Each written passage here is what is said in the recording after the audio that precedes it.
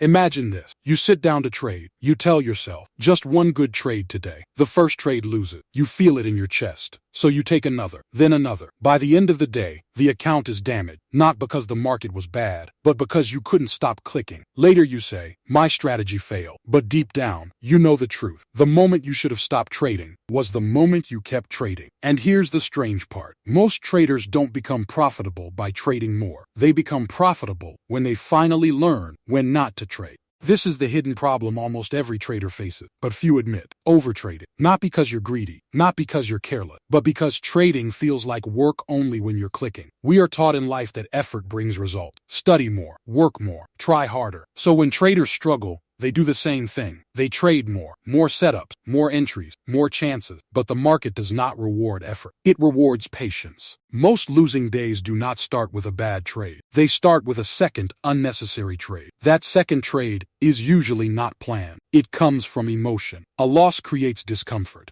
A win creates excitement. Both emotions push you to act again. And slowly, trading turns from a process into a reaction. This is why traders blow accounts even with good strategy. The edge works, but only when the trader gets out of the way. Here is the painful truth. Your biggest losses don't come from missing trades. They come from trading when you should be doing nothing. So ask yourself this honestly. What if the reason you're not profitable is because you haven't learned how to stop?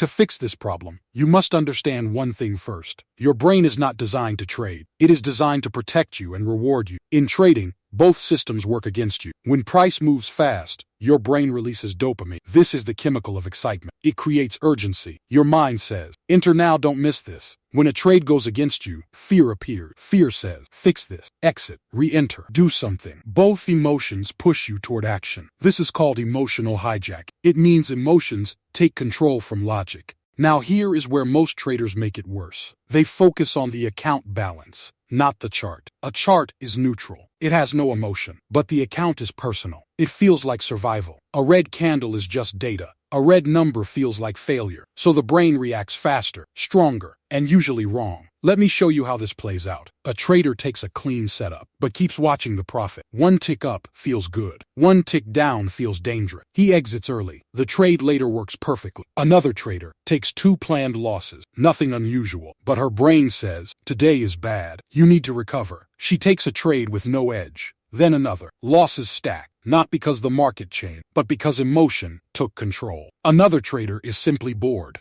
No setups. Quiet chart. The brain hates boredom, so it creates reason. This looks okay. Maybe this one will run. That trade was never part of the plan. Here is the core truth. Most traders are not defeated by bad strategy. They are defeated by unmanaged emotion. And emotion shows up strongest when you trade too much. So if overtrading is the trap, what rules help you escape it? These rules are simple. They are not exciting, but they work. Rule 1. Only trade when the setup is obvious. If you have to convince yourself, it is not a trade. A real setup feels clear, not rushed, not forced. Example, you wait all morning. One clean level, clear confirmation, one trade. That single trade matters more than 10 forced ones. Rule 2. Limit the number of trades per day. Decide the number before the session starts. 2 trades, maybe 3. When the limit is reached, you stop, even if you feel confident. Why it works. Limits protect you from emotional spiral. Example, 2 losses hit your max trade. You stop. Tomorrow, you trade with a calm mind. Rule 3. Stop trading after emotional spikes. Big win?